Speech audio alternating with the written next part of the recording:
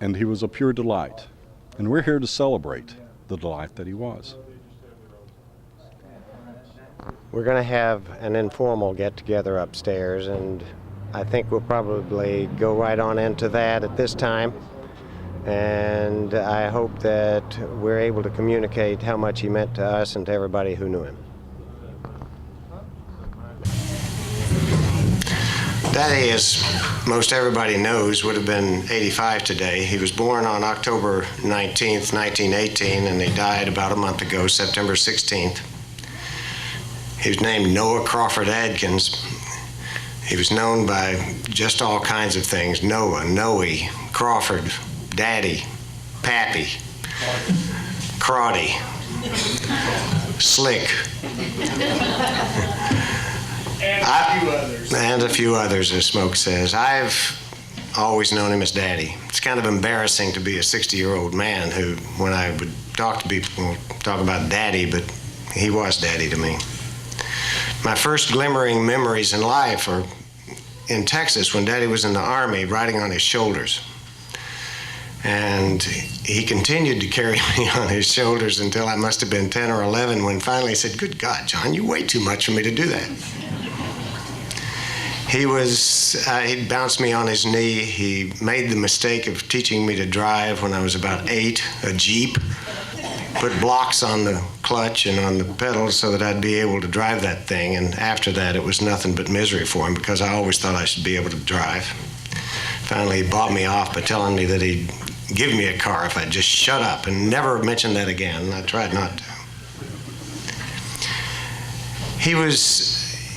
As you know, he was a gentle person. I mean, he wasn't the kind of gentle person who would tolerate my being bad. I learned the business end of a belt a lot of times, and I think I managed to escape it more often than I got it. But he was the kind of person who, after he'd spanked me for something, he'd hug me, and that wonderful, soft, juicy person that my dad was would come through, and he made me feel that whatever it was that I had done was done with, and I didn't have to feel bad about it. The main thing that he wanted to do with me, and I know with Dan, was to communicate that you're a good person, that whatever you do is okay with him. Outside, I guess, being put in jail, but he never addressed that. He told me on many occasions that if you dig a ditch, I just want you to dig a straight one, do it right, and make yourself proud of what it is that you've done. He was a very self-deprecating person. I mean, he never took himself very seriously, and at times that bothered me. But as time went on, I appreciated how much that made him connect with everybody. He was the kind of person in Lexington. He knew the names of all the clerks and the butchers, and I suspect the people who cleaned up the messes by name. Knew when their kids were sick. He knew to go and try to strike a bargain getting almost expired meat for a nickel a pound. The names that I've heard, that I've tried to put together a list of the things that I think of when I think of my dad. Generous, loving, caring, funny as hell, friendly. I wrote here, and I already mentioned it, no sense of self-importance, none, ever. He was never a person who thought that he was better than anybody. He really lived by the creed, "There but by the grace of God go I." The lessons that he taught me as I was growing up were things that I've tried to do, and I'm not as successful as he was. I'll never be the person that he was. But the lessons that I learned from him were to try to be a good person, to try to make my maker look at me and say, "I'm glad that I put this person on the earth." And I can say that message that my dad gave to me it stands at the top of the list of the way that I try to live my life. I couldn't have had a better father. I'm going to miss him so much. I love him, and he's there for me. Every morning when I look in the mirror, he's there for me. What are you doing here? But it's true. I mean, you have no idea how eerie it is. You know, I really do have to try to be good, because he's gonna be looking at me in the morning when I go in there. I love him like all of you do, and I'm gonna miss him like we all will. What a wonderful person. I was a lucky person. Dan?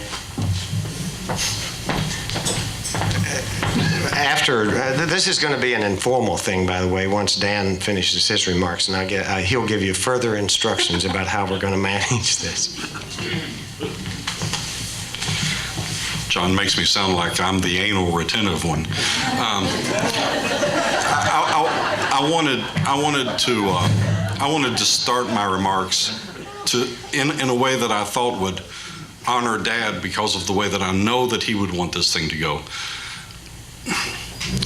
A priest, a rabbi, a Baptist minister, George Bush, Bill Clinton, and a blonde walk into a bar, and the bartender says, "Is this some kind of a joke?" I got it. My father got the last laugh.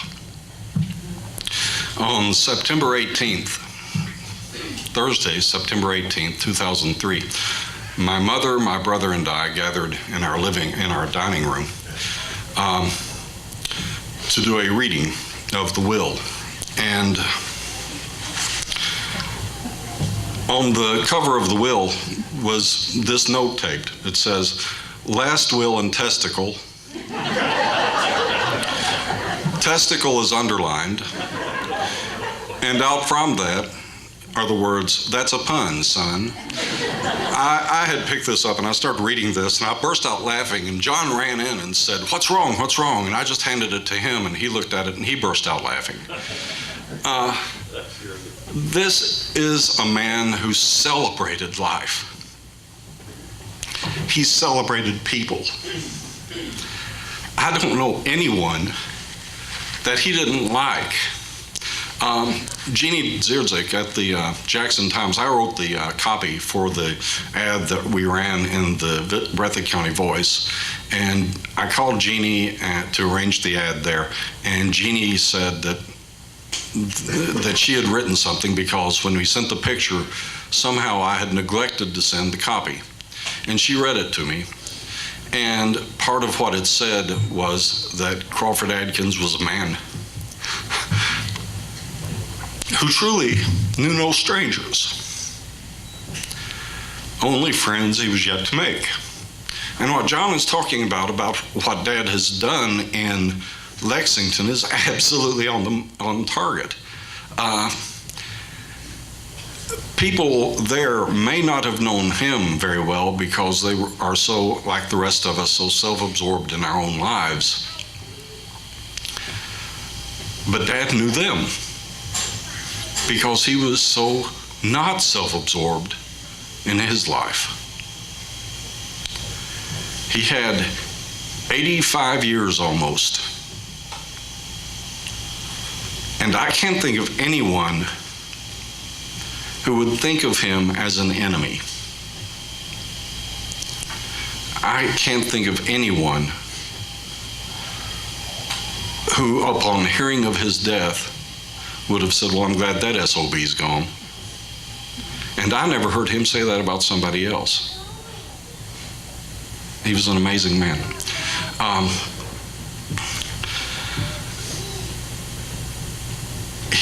I don't know whether all of you know this or not, but I spent a number of years in a spiritual desert.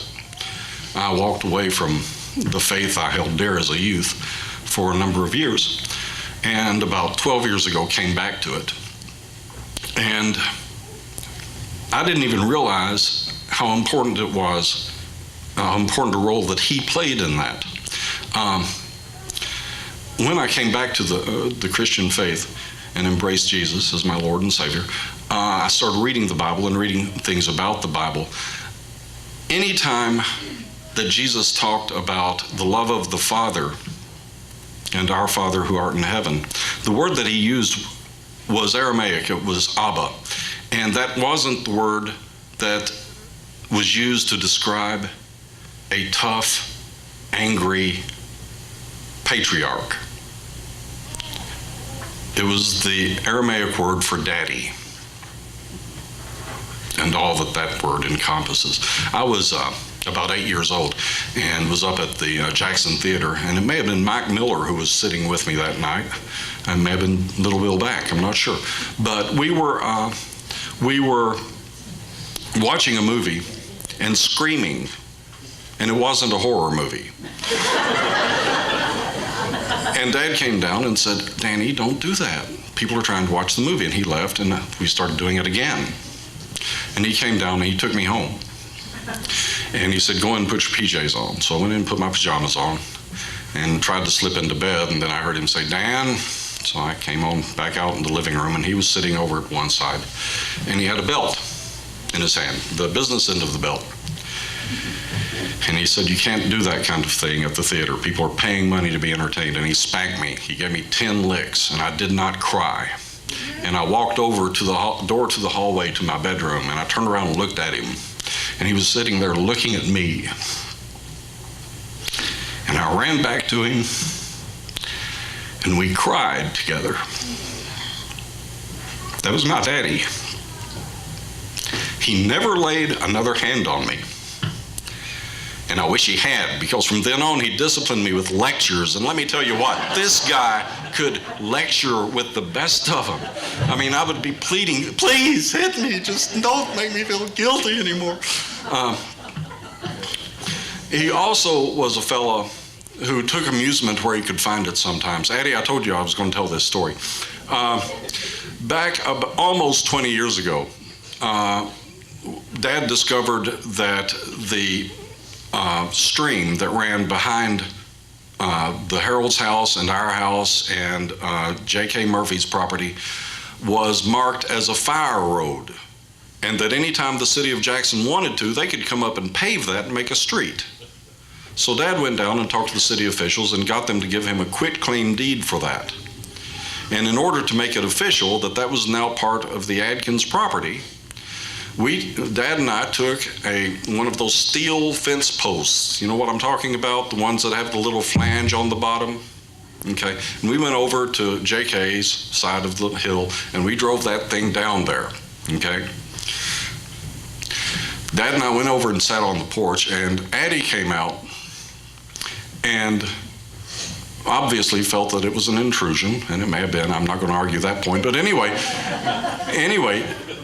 she grabbed that fence post and she started working that thing. And Dad and I sat over there, and Dad said, "Hey, she's not going to pull that thing out. She's not going to pull that thing out. That's in there for good. There's no way she'll get that thing out." And we sat over there and laughed for 45 minutes while she pulled that fence post back and forth and back and forth. And all of a sudden, Dad and I hear this clank where she pulled it out of the ground, threw it down. And he and I looked at each other. And one of us said to the other, I think it was him to me, "I'm not going to mess with her again." And we laughed then. And that was a great story that we would share back and forth for years and years and years.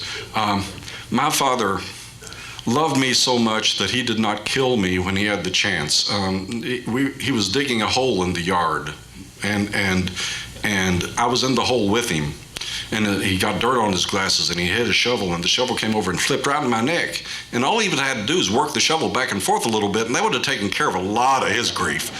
But he didn't. He ran me downtown. We went to the 3 doctors downtown. It was Wednesday afternoon. Only Dr. Cornett was there. My father was a lot more upset about that than I was, I think. And I was able to use that for years to get raises and allowances and all kinds of stuff, you know. It's I miss my father desperately.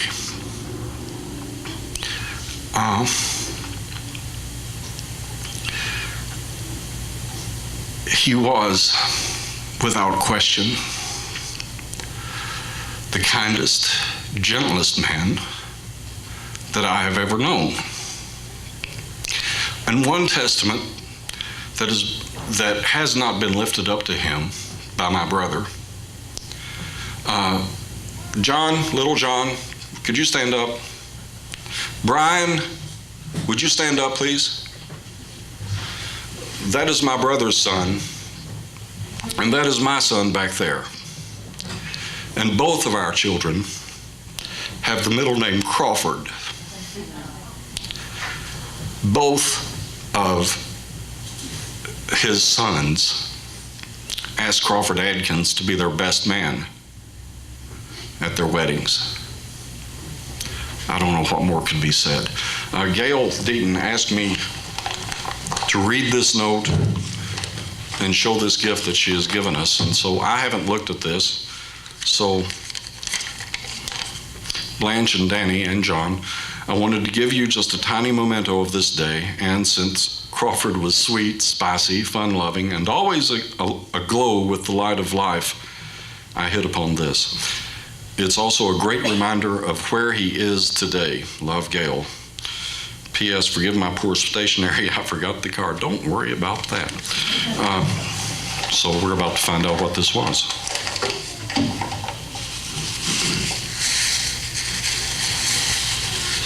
It's the lid of something.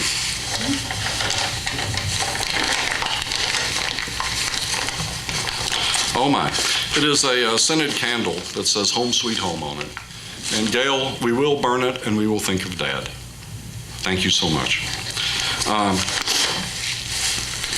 I tried not to make this too maudlin because Dad wouldn't want it to be. Dad told me when I was about 13 years old, he told me 3 times in a month's time that if I wanted to call him the old man, it was okay with him. I didn't want to call him the old man, but it obviously meant something to him, so I did after that. So anyway, old man, I miss you, and thank you. And Mike Miller, if you would care to say some remarks, I'd appreciate it.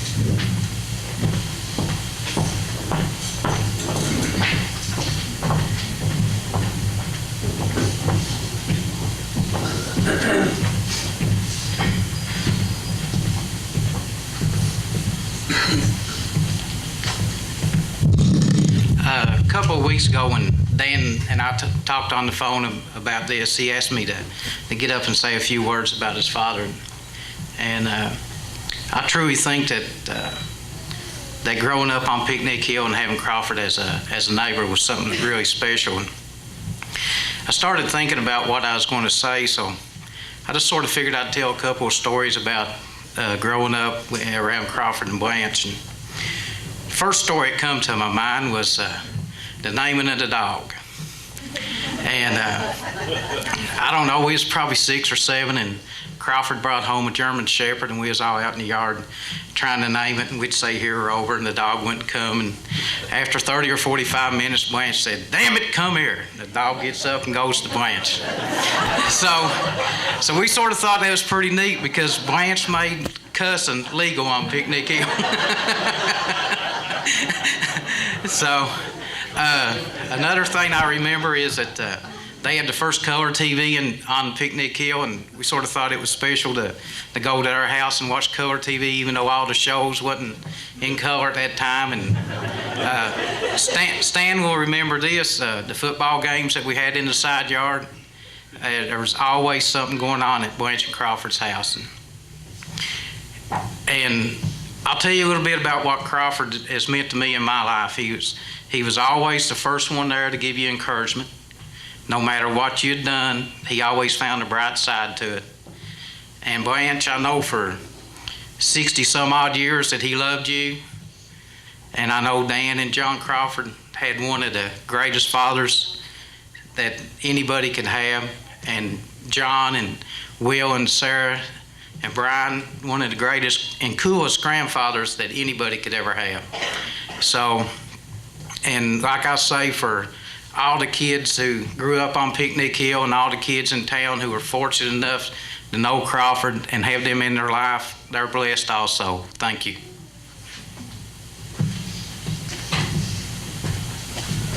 Now the idea is that just I can see Martin on his way up here, and then whoever's first to get up here is going. They're handing that mic. There you go. And then the mic can be passed around. If anybody feels me. Is this still working on? Yeah. Should I just turn this off?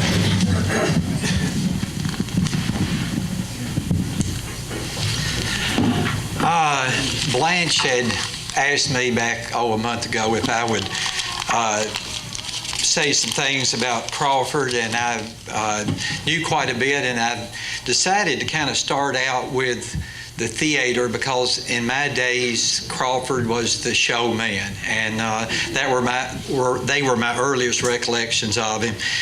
And Crawford, as most of you know, was in the Air Force from about 43 to 46. Most of that time, I think, was spent in Texas. And he came back to Jackson, moved to Jackson after he got out, and bought the Pastime Theater, which was on Broadway. I do not remember that, a little bit before I moved here.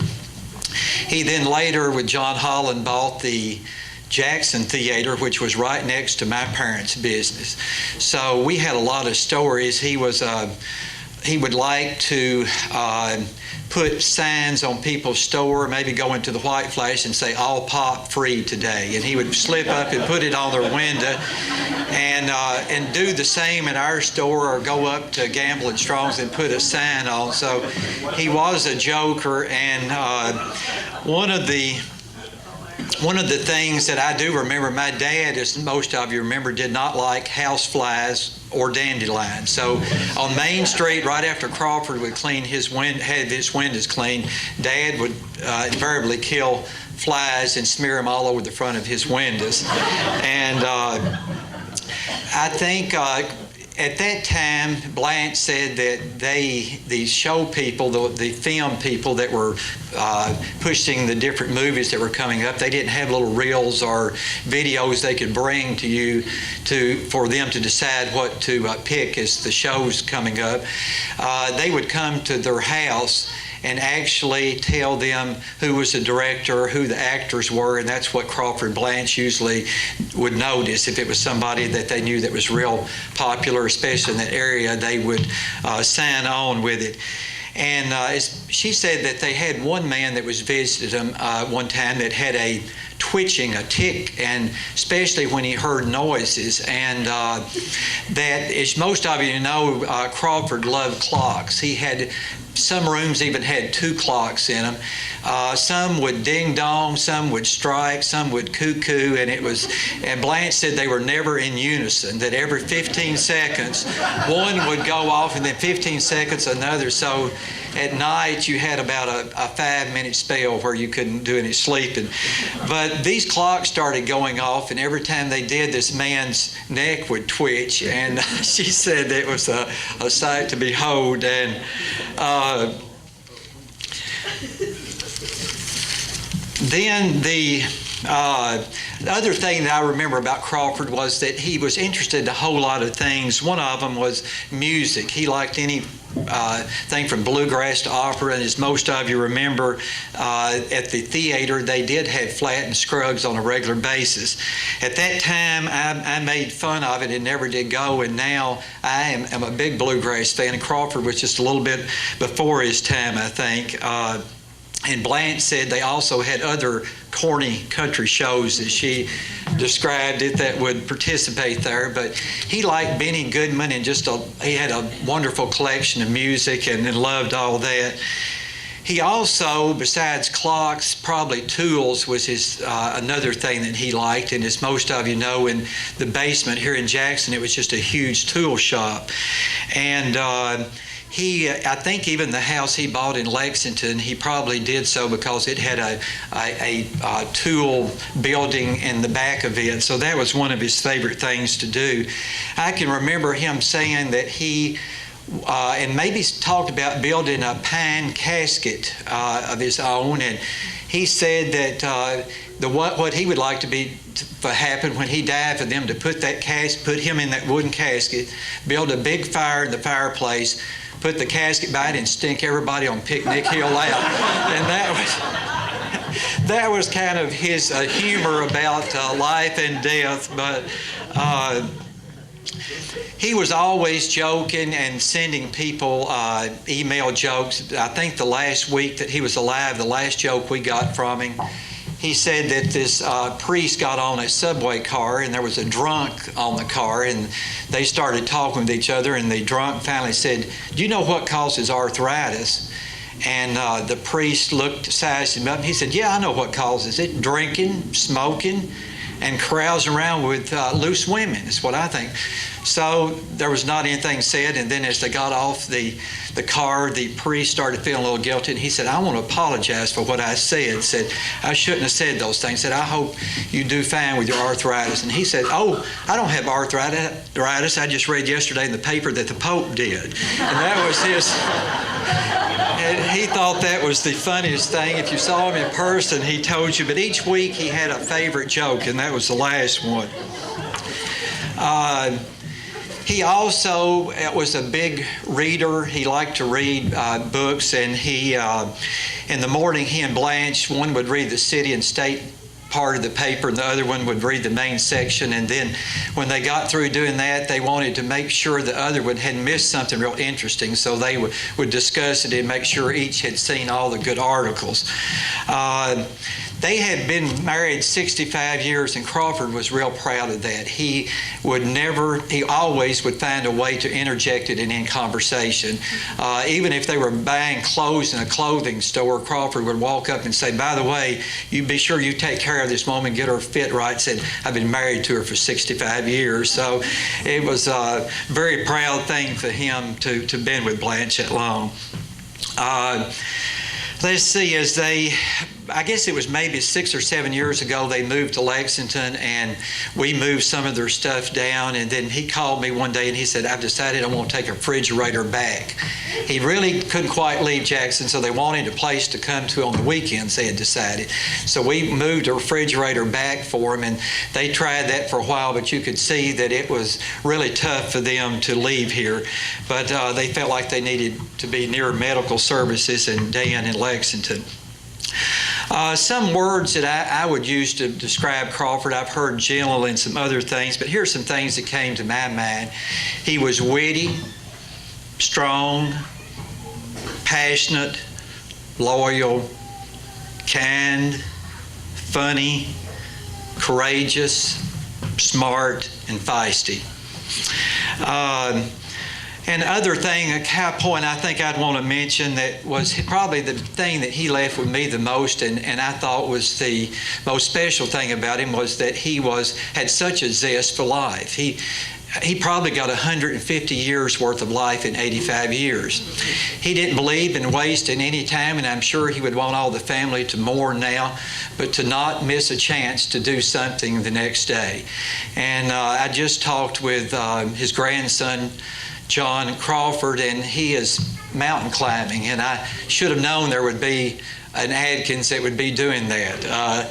And so he is living his dream, and that sounds just exactly like what Crawford would want all of us to do. And one of the things I think that was most special to me too also was that he and his family showed so much love towards me and my family, probably as much so as any family we've ever known. And it sounds like everybody else experienced that, but he was a very loving person. I will miss him.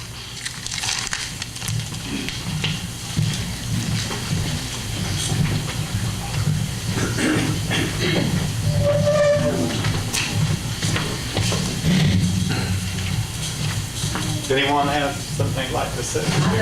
Stand. Start on this side. Johnson.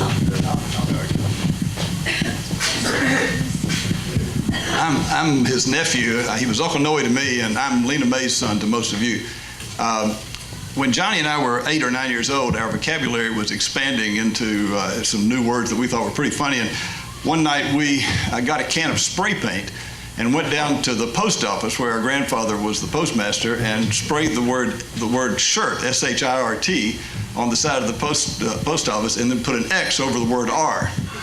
And we thought that was about the funniest thing that any two people had ever done. And we went back to his house, and we're just laughing and laughing and laughing. And about 2 hours later, Uncle Noe came in, and he immediately figured out what we'd done. He said, And by the way, I'd never experienced the business end of the belt, but I had listened to it, and I was not anxious to experience it. So he walked in and he said, "Boys, defacing federal property is a federal crime.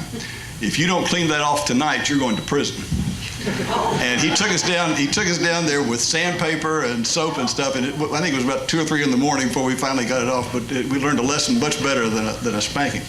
I also remember him forever as being the dearest friend my father ever had. As a matter of fact, my father had bad heart failure the last few months of his life and was hospitalized several times. And one of those, Uncle Noe was helping him out of the hospital in a wheelchair. And the nurse said to them, "You two must be brothers." And Daddy looked up and said, "Closer than that."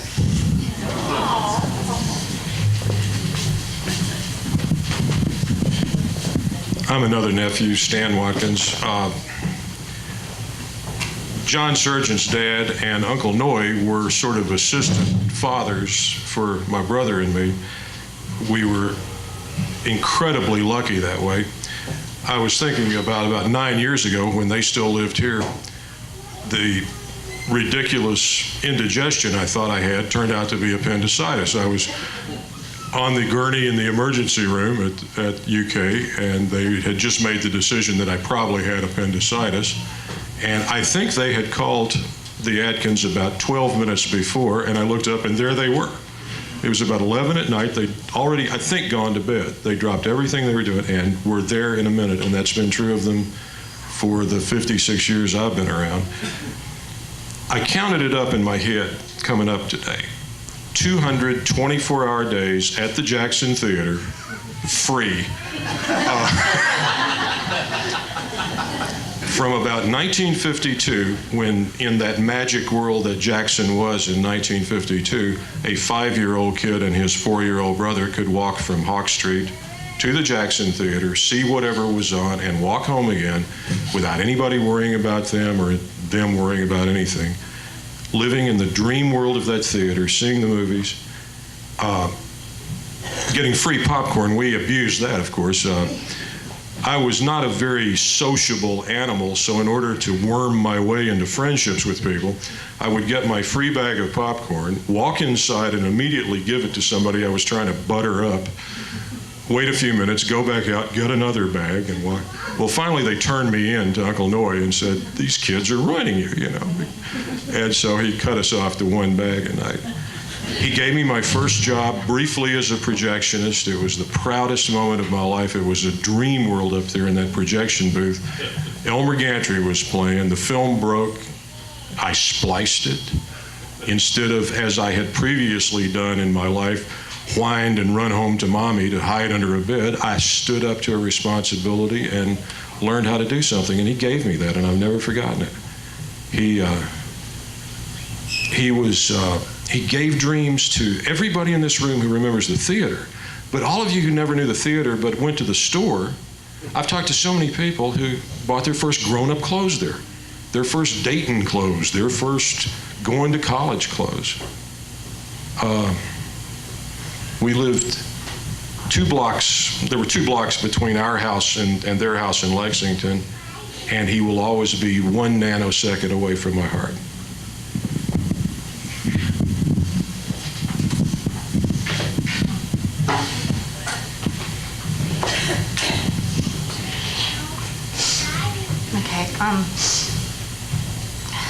Hormones.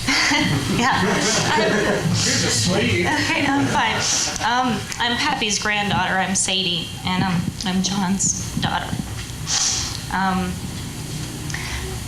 As many people can relate to in this room, one of my fondest memories with Pappy has to do with food. And I remember at a very young age, him coming and visiting us, and we had a bunch of saltines out on the kitchen table. And, you know, saltines, we all agreed, weren't that good. There's really nothing that special about saltines, but he showed me that if you put a pat of butter on a saltine, it's really good. So that was my first insight into this guy really knows what he's talking about. One thing that he also taught me was not to ever take yourself too seriously, and that's what we've heard a million times today. But one other thing that he used to do with Grandma, every year, several times a year, he would, they'd send out care packages to all of us if we were, and It included the Scrabble that Grandma makes, and it included the blonde brownies and all these other little delectable treats that were delicious. But he also included these cookies that are called rocks, and that's a very appropriate name for these things.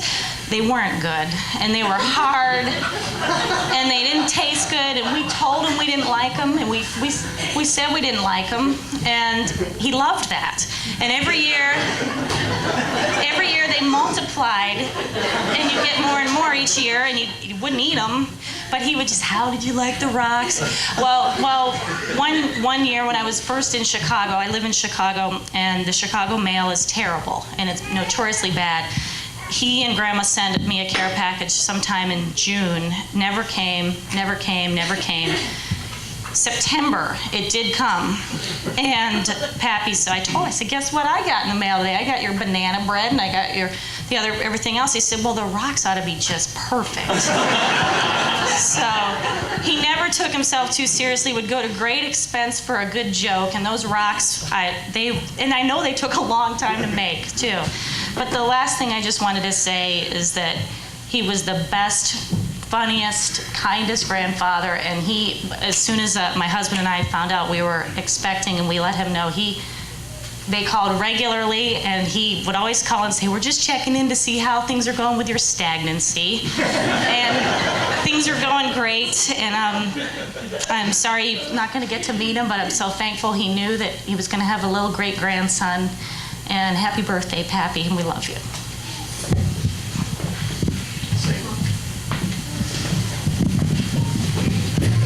My name is Smokey Wallace. I'm his nephew. Kind of on the other side of the family. My mother's his brother. Or my mother's his sister, excuse me. I'm probably responsible for you guys getting all the emails you got from him, to some extent. When I moved back from California, all he wanted me to do was repair his computer and tell him how to operate it. And as for rocks, they're great. When I was a little kid, my grandmother made me rocks. That was his mother. And I don't remember her, but I must remember the rocks because I got my mother to get a recipe for them. And I think she passed that on to Noe. So I'm responsible for the rocks too. And I remember Uncle Noe as a child always being there. Whenever his children had a problem, he was there for them, but whenever we had a problem, he was there for us too, even though we lived in Lexington. When my father died, Uncle Noe was there. He left me with more knowledge without even knowing him than most people get in a lifetime. I've tried to characterize my later life around his humor. There's one thing in this world that Uncle Noe loved, and that was humor. And as my aunt, who's not related to him, reminds me all the time that, and she's 89 and kicking. And by that I mean she lives alone, she lives in her own apartment, she's gone through an accident and several other things in the last few years. And she only lived a block away from him. Whenever I couldn't get her to the hairdresser, Uncle Noe went down there and took her. This is the type of lady she is. And she always told me that humor will keep you going. And that's one thing I think Uncle Noe knew too, and passed it on to me. He was one of the most beautiful people in the world, him and Blanche. As for fixing things, he was so proud of himself. His washer gave out the agitator whip and agitator. And he asked me to come over and look at it, and we did. And we finally got the agitator off and the cup, and we found the problem. And it was just a little part. he was so proud of himself, he went and bought this part. I told him I thought it would be about $15 or $16. It was $2.70, okay? And I was helping Clay do something and couldn't get over to the house in time. By the time I got there, he had it fixed. And he was real proud of himself for that. And we were standing down in the basement, and I go, you know, Uncle Noy, consulting fees are more expensive than labor costs. So he hands me a 20 and says, here, this is for telling me how to do it. His computer is my sister's computer now. I decided I was going to upgrade my computer. I'm a computer technician. So I took the parts out of my old computer and put them in his. Did a few little tricks that I know how to do. And I may have to back those down a little bit. But when he got that new computer, he was amazed. I changed monitors. I gave him my 17-inch monitor, and he had a 14 or a 13-inch monitor. And I said, "Can you read?" I couldn't read his monitor myself. I don't know how he read y'all's email. I really don't. And he got in front of me and he says, "Oh, this is marvelous." That's the type of person he was. There was nothing bad to him. You couldn't do bad with him. And John Crawford probably doesn't know it, but Clay told me one time that he thought that if John Crawford hadn't gone to medical school, he probably would have ended up in jail. So it's probably a good thing that he went. But as far as I know, my Uncle Noy was the best. Nobody better. Nobody. Thank you.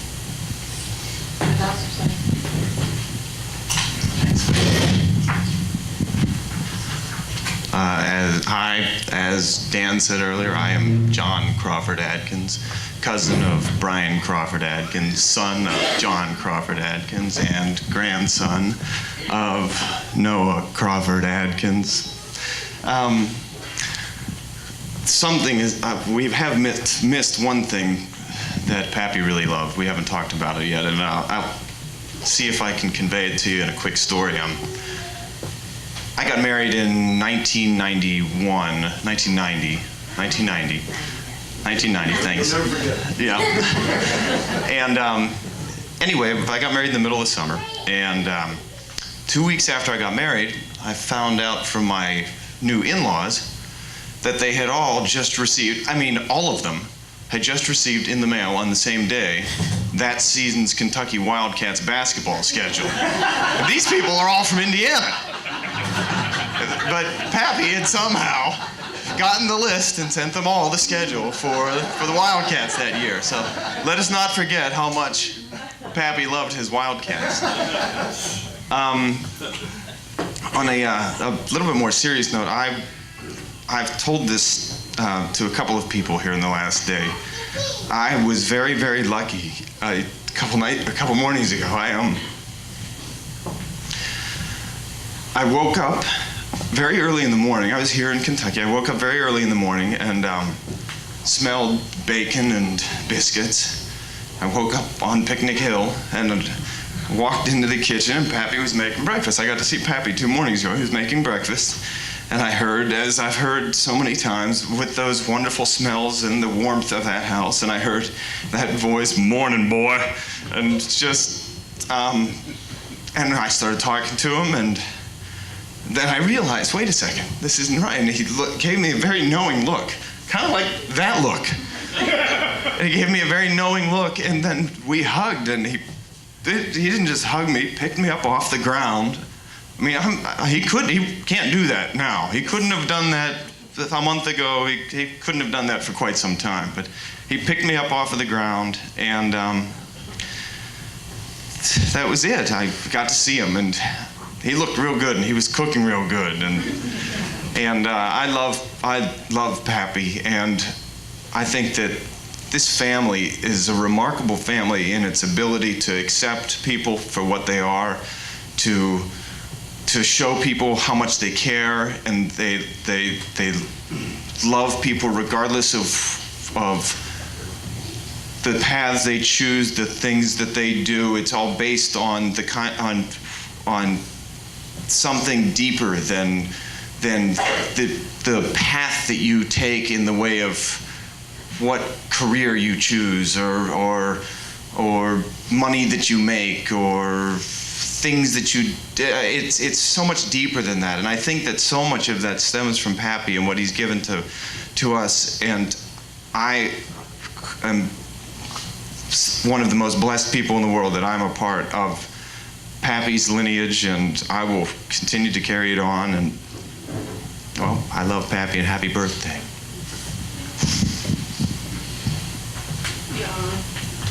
I'd like to read this poem.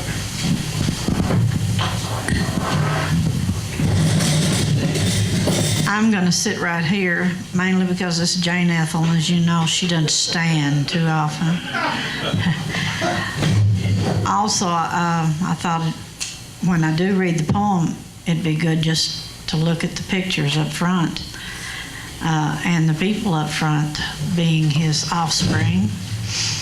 Of course, you all are familiar with this.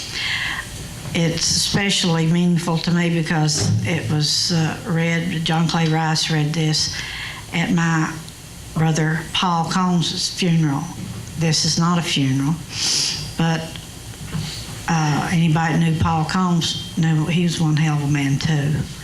And he liked to have fun, and I think this suits them both. Abu bin Adam, may his tribe increase, awoke one night from a deep dream of peace, and saw within the moonlight of his room, making it rich and like a lily in bloom, an angel writing in a book of gold. Exceeding peace had made bin Adam bold, and to the presence in the room he said, "What writest thou?" The vision raised its head, and with a look made of all sweet accord, answered, "The names of those who love the Lord." "And is mine one?" said Abu. "Nay, not so," replied the angel. Abu spoke more low, but cheerily still, and said, "I pray thee then, write me as one who loves his fellow men." The angel wrote and vanished. The next night it came again with a great awakening light, and showed the names whom love of God had blessed. And lo, bin Adam's name led all the rest. And with that, I'll give this one last quote by an Ashley Montague. "The idea is to die young as late as possible." I know, and we all know, Crawford got the idea.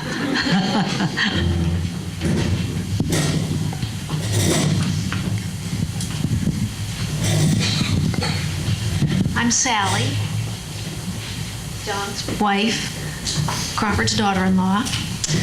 Nobody could have had a better father-in-law. Always kind, full of warmth, and really funny. Now, I won't say we didn't have our stuff when I first came into this family. I was a bit of a curiosity. I was a registered Republican, and I didn't eat gravy. Pappy tried to fix me.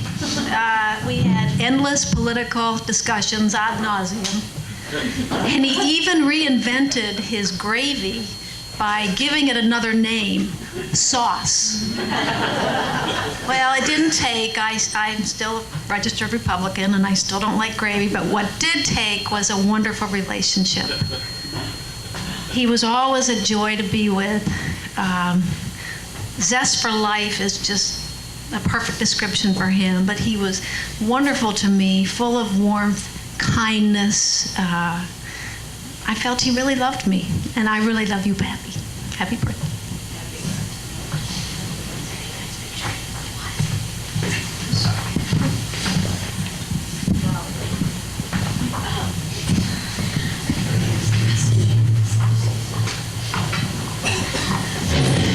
I'm Addie, and I'm not going to comment on that steak story, but I am going to comment on one thing that I so vividly remember about Crawford. He's Crawford to me, and my neighbor, was his wonderful laugh, so full of gusto. And I'm so glad to see that many of his tribe have inherited that trait, as well as his great sense of humor and his zeal for life. But about the compassionate side of Crawford, I was glad Mike shared the story about the dog. Blanche, I didn't know about Dammit. I knew about other dogs later in life, as I was sort of one of the newer members of Picnic Hill, but Crawford always had a dog. And I thought he found just a great way to give his dog much freedom and also keep it from annoying the neighbors. There was this huge clothesline out on the backyard at Blanche and Crawford's. Not that I ever saw any clothes there, mind you, Blanche, but Crawford had his dog on a chain on that clothesline, and it gave it free run of the backyard, and he would go out and play and toss the stick, and he and the dog could have great fun, and I remember that. And there was a time of great difficulty at our house out on the end of Picnic Hill. And I remember very well the visit from Blanche and Crawford, who came to see us. And Crawford just wanted to hug me mostly and to share with me that he had found a new home for his dog because he was worried that at our time of difficulty it might be barking too loudly, and above all else, he didn't want to bring any annoyance at that time in our life. So they're just very, very special people. Wonderful neighbors. It was very difficult for us to lose them as neighbors and then to lose Crawford as we did, but we've inherited good people who have moved into that house. We're thankful for that, but it's still Blanche and Crawford's house. That's how I describe it to everybody. And I love you too, Crawford, Blanche, Danny.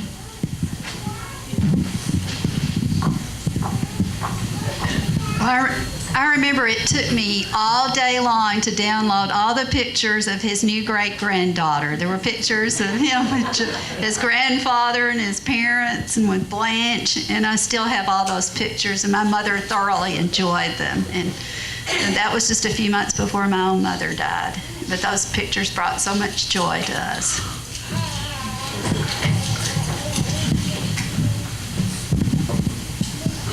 For y'all, the ones who don't know me, I'm Greg Lemons. I started to work at the First National Bank in 1962, shortly after Crawford really had quit there. Every time he'd bring a transaction in, he'd tell me how to do it. He was actually, I guess I should give him the one the credit for training me.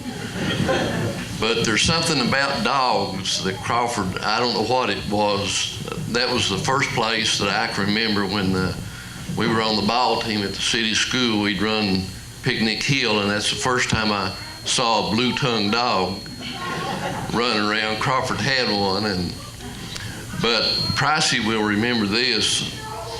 Crawford always blamed me. There was a dog that ended up in Doc Sewell's freezer. Now, and Crawford always blamed me for doing it. And I told him that I was not the one who put the dog in the freezer. I know who did it, but it wasn't me. I did blow up Doc Sewell's sink one time, but I didn't put the dog in the freezer. So I'm going to tell Crawford one more time, Crawford, I didn't put that dog in that freezer.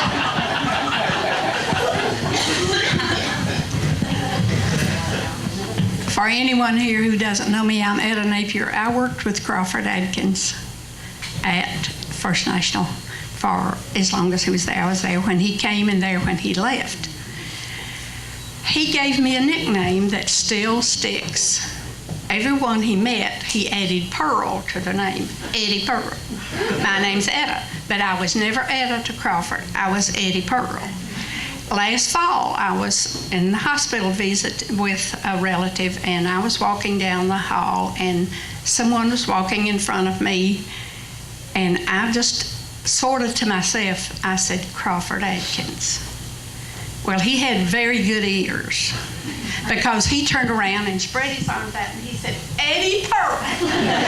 And he come running to me and give me a hug. So I went upstairs and I visited for 3 hours, I think, or 4 with Blanche that was there, and Clay and Dan and a whole bunch of people. We had a very, very good visit. Very good visit. But while I was working at the bank, I was experimenting with running a machine that normally someone else ran. So I'd made a mistake, and it took a couple of hours to get it straightened out. And that afternoon, Crawford said, Eddie Pearl, you're okay, you're doing fine. But said, when you make a mistake, it takes a board meeting to get it cleared up. And he said, you're not worth much as a banker, but I'll tell you one thing, you certainly bear beautiful children, and I will never forget that. He loved my children, and especially my girls. He has told me thousands of times that I had beautiful girls, so I appreciate that. And Crawford, goodbye.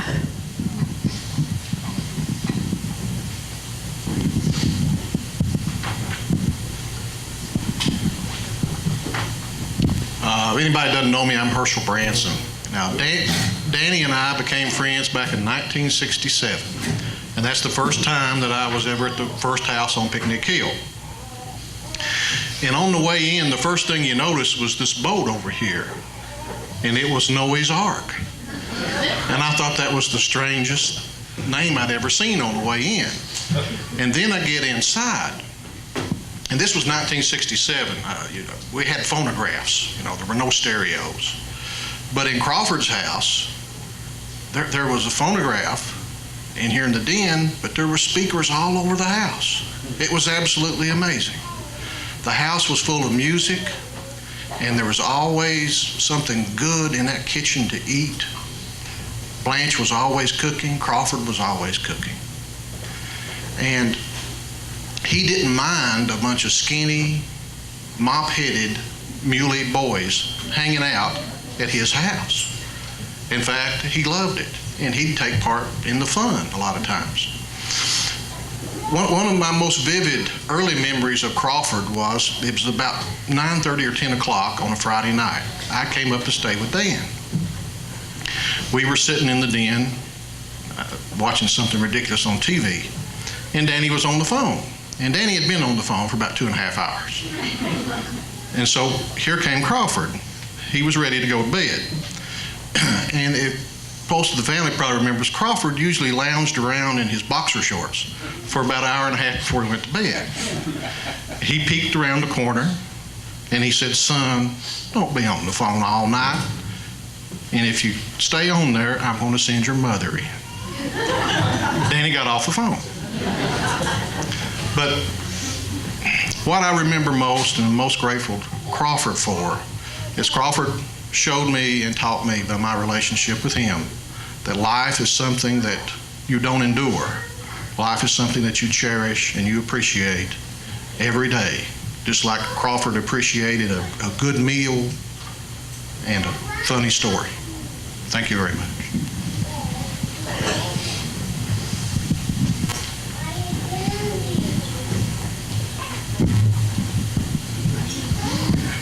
I began working with Crawford in '77. I'm Ernie Huff. He was a very dear friend of mine, and Sally talked about her political persuasion there. I tried to change him too. One of my hobbies was going to great lengths to get autographed pictures sent to Crawford of some of his favorite national people like Bob Dole and Newt Gingrich. He always enjoyed getting those, but he loved life, and he just had such great sense of humor, and you couldn't make him mad. Back, gosh, I forget the year, when the Republicans took over the House and Senate, I got a niece that does a great interpretation of telemarketer. So I got her to call Crawford, representing, I think it was Time or Newsweek, whoever made Newt Gingrich the Man of the Year, trying to sell him a subscription to that magazine, and he never lost his temper. He enjoyed it, and he laughed the whole time. And finally, when she told him for signing up, he would get an autographed copy of Newt Gingrich, Man of the Year.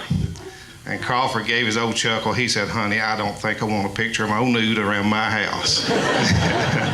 So every moment I spent with him, I enjoyed, and I laughed. And to his family, I heard about you every day, and he loved every one of you dearly.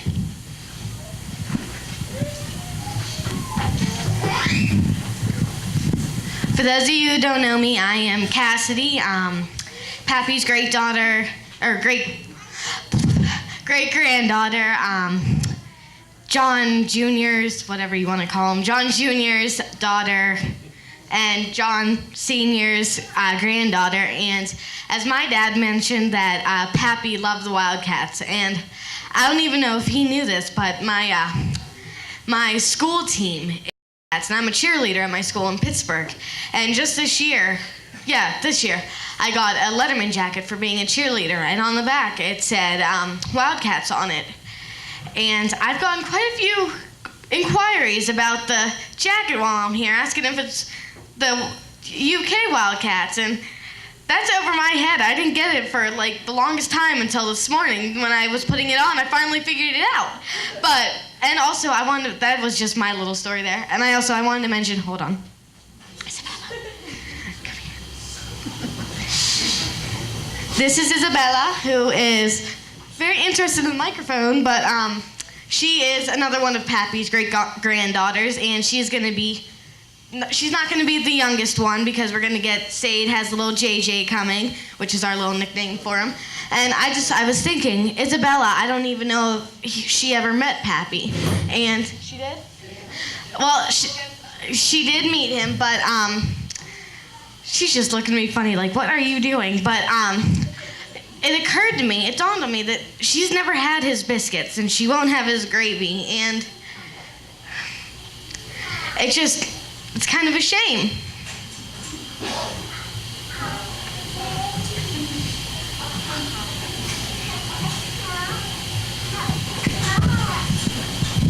I am Isabella's father and Pappy's grandson, John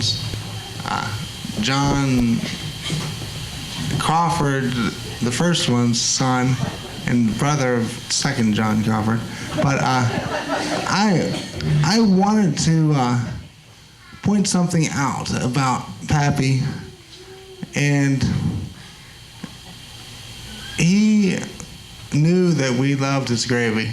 He knew it so much. Before he went to the doctor, before he went to the hospital, he made some gravy.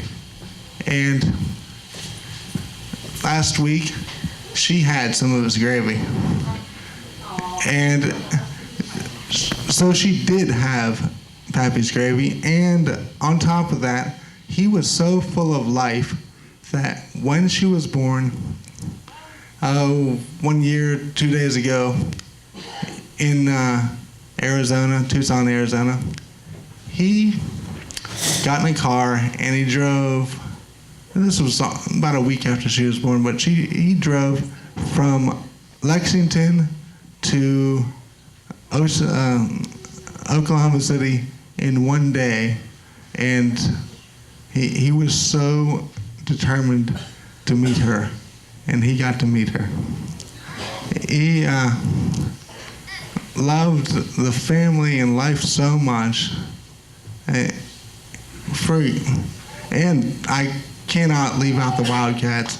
He found out my wife's grandmother liked watching the Wildcats on television very much, and he arranged somehow to have her receive in the mail a piece of paper that declared her as an honorable colonel for Kentucky due to her liking UK Wildcats so much. I'd like to add to that. A while ago, we had a conversation, and I mentioned to him that at 11:11, I always seem to look at the clock. And he said that he also, at 11:11, happened to look at the clock. So from that moment on, we decided that every 11:11, we would stop and think of each other and know that we were each thinking of the other. So he will never be forgotten. We love him. Our clock is still set to Tucson time, and us arriving here, we were a little late. And we were also amazed because we pulled into Jackson right when our clock said 11:11. Just thought I'd add that. When you talk about Crawford Adkins, you talk about a lucky man.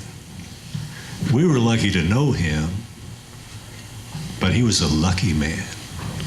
He met Blanche, and for 65 years, they shared a love like, hey, you know, Romeo and Juliet, you know, they died at 15. They might have gotten divorced when they were 18 or 19. We don't know. Last winter, my brother and I were sitting over in our house in Meadowthorpe, just a couple of blocks away from them. And we had that horrible ice storm. And we had our gas logs on. We had no electricity. We had our gas logs on, and we were about literally 2 feet from the gas logs. And it was so cold that we would roll over kind of like hot dogs on a rotisserie. And Uncle Noy, at age 84, what he did was he went out and he bought a generator, and he hardwired it into the house and hooked it up to his furnace. And then he invited us over. And he invited Mary, his sister, over. And if Ace wasn't warm in Texas, he would have invited him over. And he invited Smokey over. And we all went over there and we stayed warm. And I was thinking on the way up here, he knew how to do that because it wasn't the first time he bought a generator. Now let me rephrase that. It wasn't the first time that he found a generator. And that generator is that lady sitting right there. And she generated love. And he hooked his furnace up to that. And we all shared in that.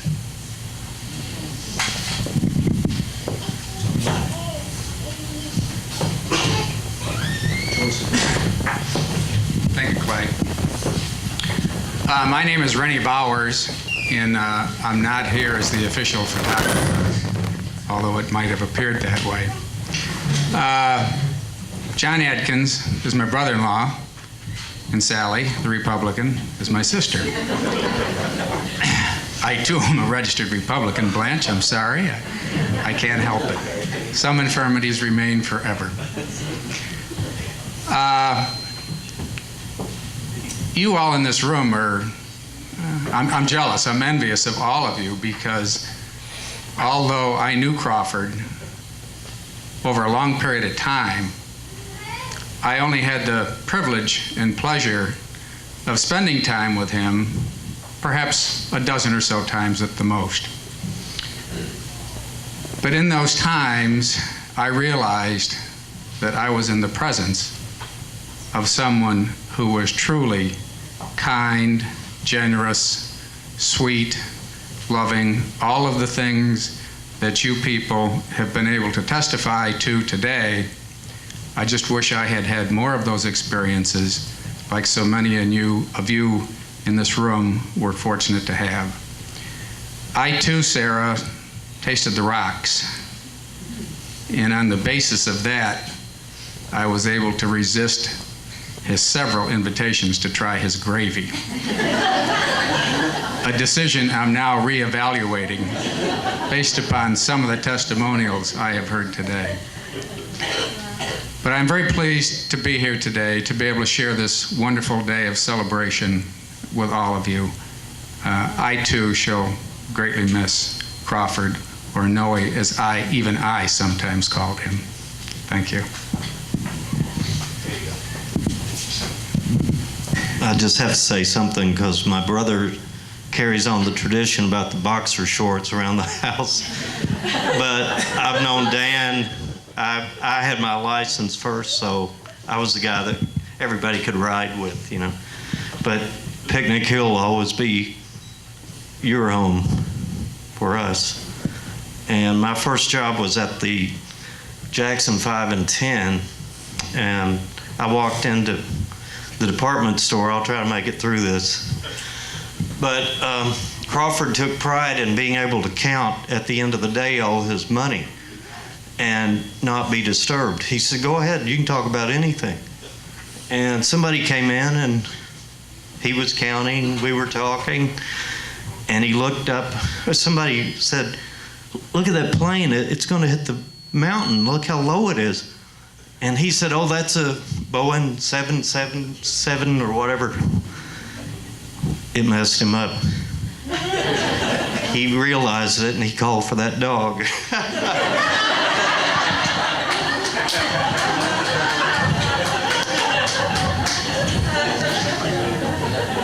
I'm not a public speaker, but it's family, so, and I'm part of your family, whether you like it or not. Who's next?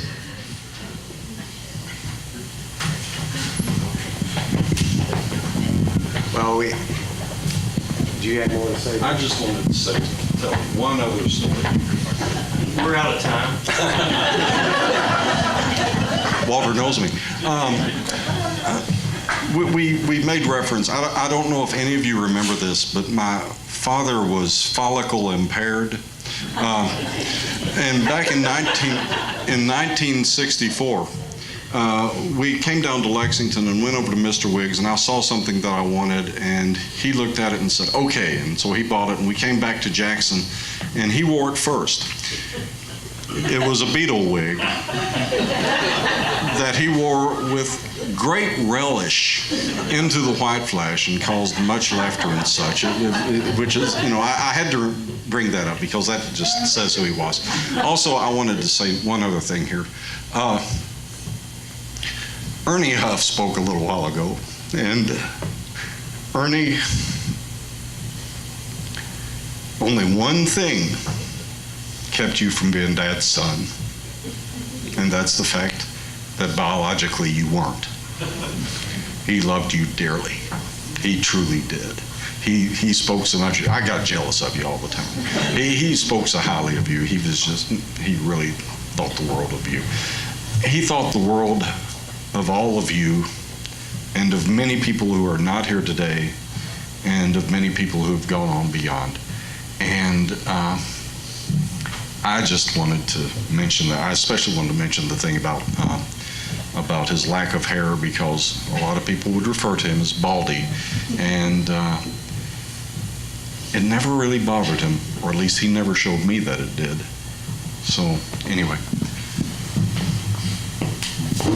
Aunt Mary told me that it actually did make him mad when he was younger and got bald, but I can thank him for telling me or conveying to me that it's okay to be bald, and as a matter of fact, I take a lot of pride in looking a little bit like him.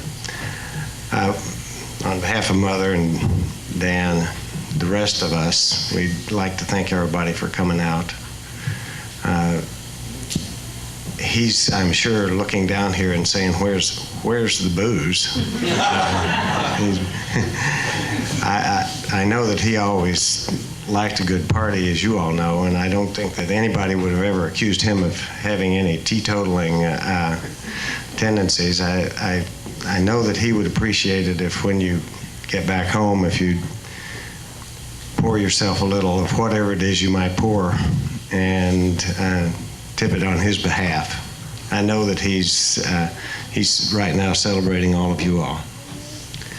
And I know that you all love him, not as much as we do, but you love him like we do. Happy birthday, Daddy. Happy birthday, Crawford. Let's sing happy birthday. Howdy. I'm Walter's brother, the guy with the boxer shorts. And Crawford was a great guy. Yeah, he introduced me to American film, the Jackson Theater, and I have nothing but just precious memories of that. And he was a great person. Enough said. Thank you.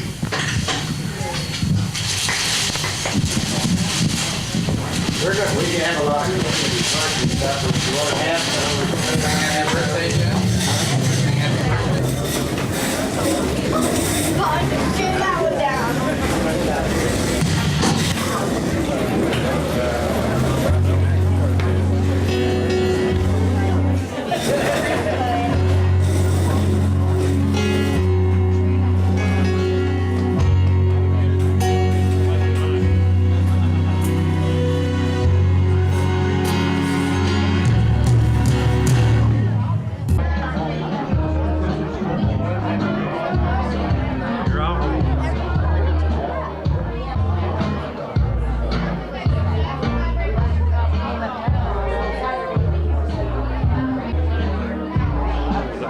Photograph over there.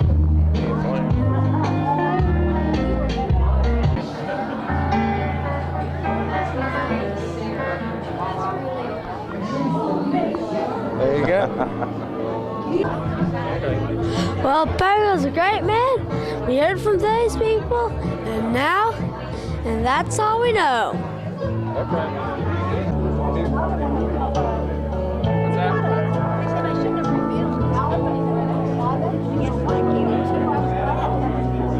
I didn't want you hanging out there on your